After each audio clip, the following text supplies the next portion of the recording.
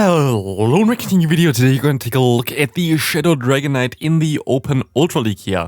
First opponent decides already to quit just by looking at this, but why do we showcase this today and why do we showcase something which is not my gameplay at this time? Because we have the community day today, and this community day is something that you definitely should try to play. We're going to have a triple starters today, we're going to have also the Dragonite available, or like the Dratini, and Dratini is something that you really want to hunt, as the Dragonite is really good also in the normal form. You don't need the Shadow form really for this Pokemon in every single league.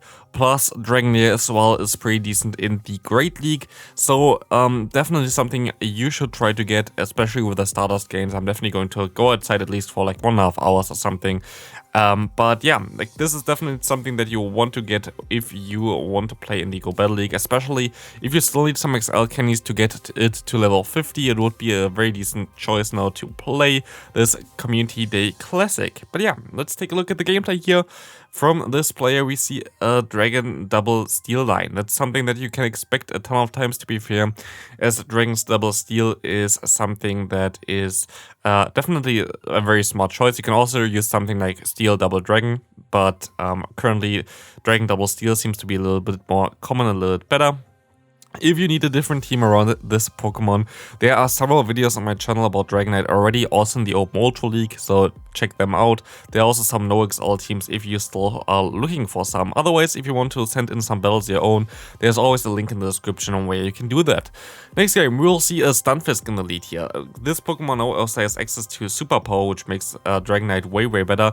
You don't really need the Community Day move, which is currently available, which is Draco Meteor. It's, I think, worse in every scenario. I think even on raids you kind of want to have Outrage. I think it's like a 50-50 there, depending on how the raid turns out, because you get to Outrage a little bit faster than to Draco Meteor. Against something like the Shadow Machamp here, you have to shield, of course, as the Rock Slides would hurt you a lot. We will see that you can farm them down. We see the Stunfisk come in. You're actually going to go for the bait here. I find this a little bit risky because they would survive one move here anyway, so maybe you still survive one move as well thanks to this. I'm not sure. You do not, and at this point of time the game is over. So yeah, going there for the actual charge move there with Superpower would have been definitely a super power move. But yeah, we'll see here that we can go ahead and go for one more Dragonclaw. This Dragonclaw will get the shield now. This is, I guess, a smart one there, because they know that they would get basically KO'd by one Superpower here. You're going to shield up the Drill Run, which is unfortunate, but one Mega Horn, even though it's resisted, would hurt you a ton because you're Shadow. And at this point of time, you can just shield it up because they would win.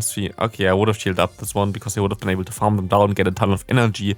And an energy Dragonite might be a little bit better, especially against this opponent, as this opponent has a Talonflame in the back. This seems to be not the way to go, but you at least get to another foul play. I don't think they're going to let this move go through, so you might be just screwed here, as you have to let this move go through. They're going to go for their charge move here. You still have to shield one up with your Sand Slash here, and you see how much damage this thing does.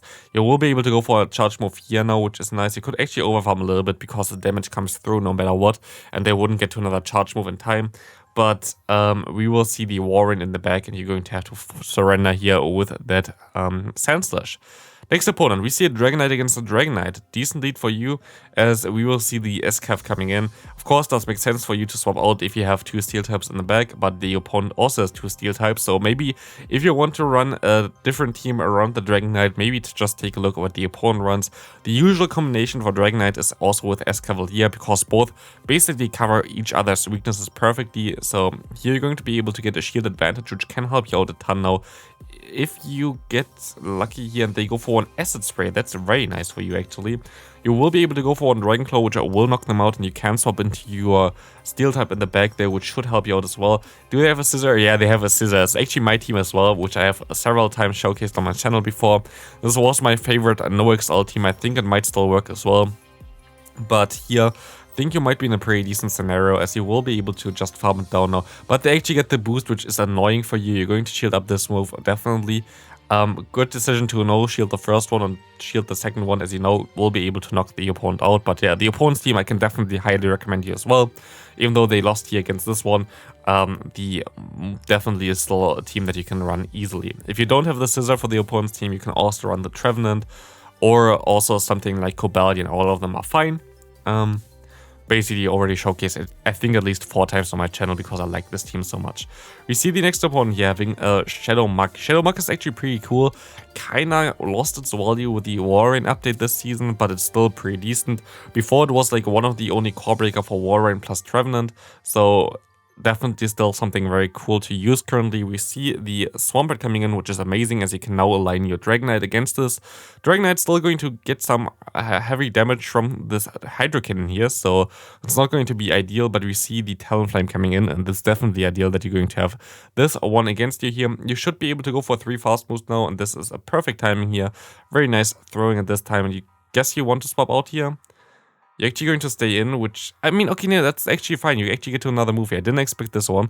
Very good counting there from you, and you will be able to now go into your Sandslash against this Swampert here, and you will just go straight for the Ice Punch, which is the right decision. Don't go for the Bulldoze, go for the Ice Punch. And you should be in a pretty decent spot, as we will be able to now shield this move up, and they're going to surrender there. Good game. Next opponent, we see a Samurott. Samurott is a Pokemon that you should be able to deal with. Samurott doesn't have any move that can hit you super effective. They have Mega Horn, which would hurt a little bit. They have the Hydro Cannon, and they have the Blizzard. I didn't even know that this Pokemon would learn Blizzard. So, shielding here is something that I would have done as well. So, we are in the same boat here. This is hilarious, and this is again something where you can see that I don't watch the gameplay before, so I'm myself surprised for the videos. I even didn't know that this thing would learn Blizzard. I'm in shock right now as well, but maybe you can still turn it around. Let's see real quick. We see the Venusaur coming in here, where you resist all the moves, but resisting moves with a Venusaur is like a thing. As you can see here, it's still gonna do a ton of damage, as you're going to be able to go for 1 Ice Punch here. I think you could have farmed up at least like 2 more or something, but it's okay. They're going to let this move go through. And we will see in the back here the opponent having a Charizard. They're actually going to swap into the Samurott, which is good for you. Charizard has the move Dragon Breath here, which is the only way where you still have a small chance. You're actually going to get to another move, which is amazing for you, but I think they still have 2 shields left, right? 1 shield is gone now, but they still have 1 shield left. Can you go for 2 moves? This would be amazing comeback after getting Blizzard immediately. And you will be able to get to another move here. This is amazing. We will see the foul play coming through. Doesn't knock them quite out yet, but you can shield this move up and you will be able to win this game. This was a crazy one. I didn't expect anything of this one. We see the Galvantula in the lead. This is a little bit tricky. It's definitely a little bit tricky, but you should be able to just sneak in an extra fast move here. Oh, I don't know how the opponent denied you there. This is not how it's supposed to be. Ah, because you throw your own fast. Okay, never mind. I didn't see you clicking on it. Then this does make sense. As Dragonite, you can also just go ahead and go for 1 extra fast move and then throw 1 more extra fast move and do it afterwards. Like throw that charge move afterwards. So after in total 6 fast moves then. But yeah, you will be able to now knock them out anyway. And we see a Greedent coming in. Greedent is something that I wouldn't like to greet here, to be fair, because this Pokemon will take the fast moves pretty easily as you go for the close combat immediately. Now they're going to be able to knock you out with the Crunch, I thought.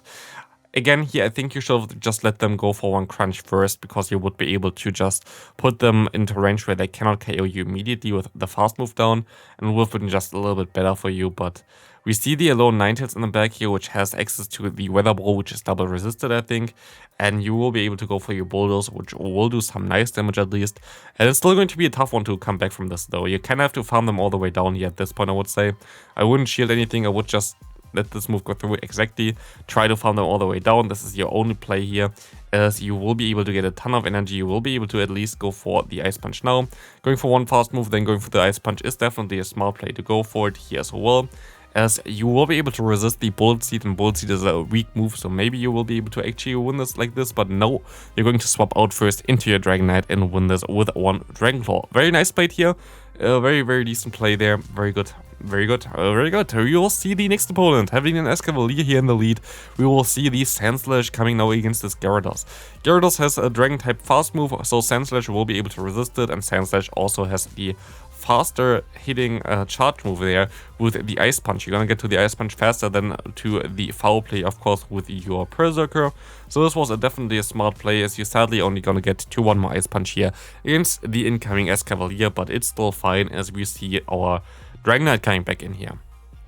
We will see the Dragon Claw coming through, going at the shield, which is amazing for you. You kind of want to shield this move up because if it's a Mega Horn, it is a Mega Horn, you would completely go down here. And we see the Overquill coming in.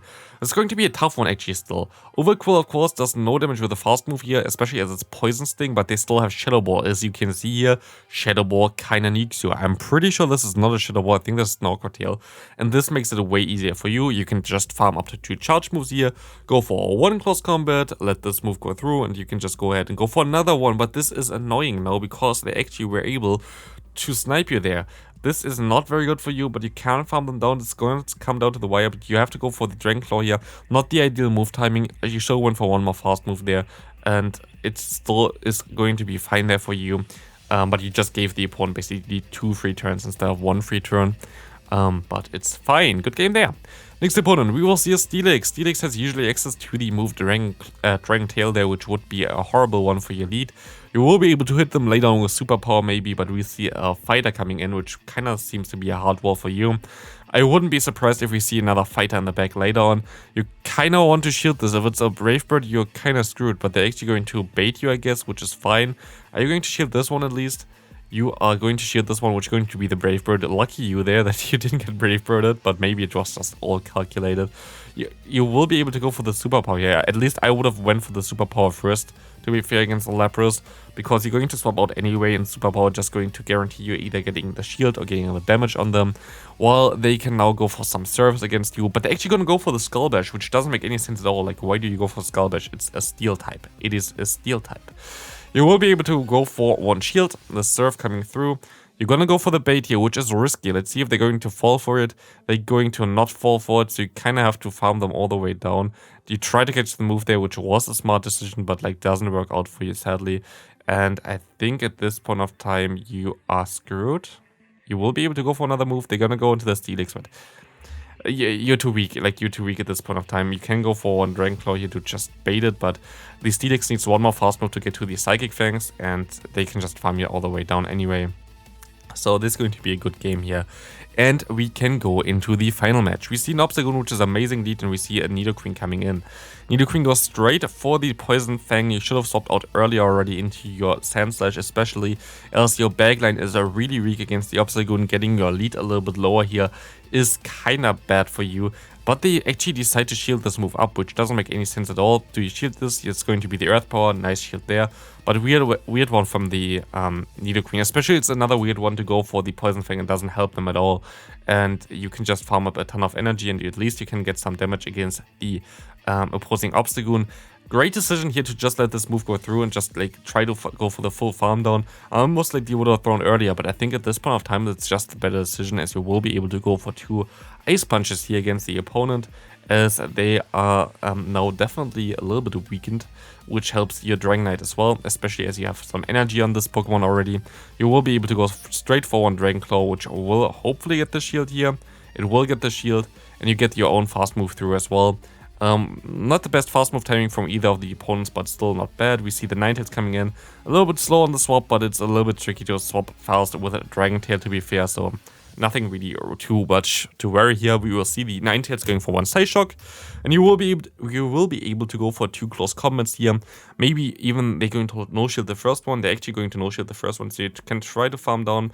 You can go for 1 foul play, but this looks like a little bit of a tough one. They can just shield this move up, but they don't shield this. They don't have shields. That's most likely why they can shield it up.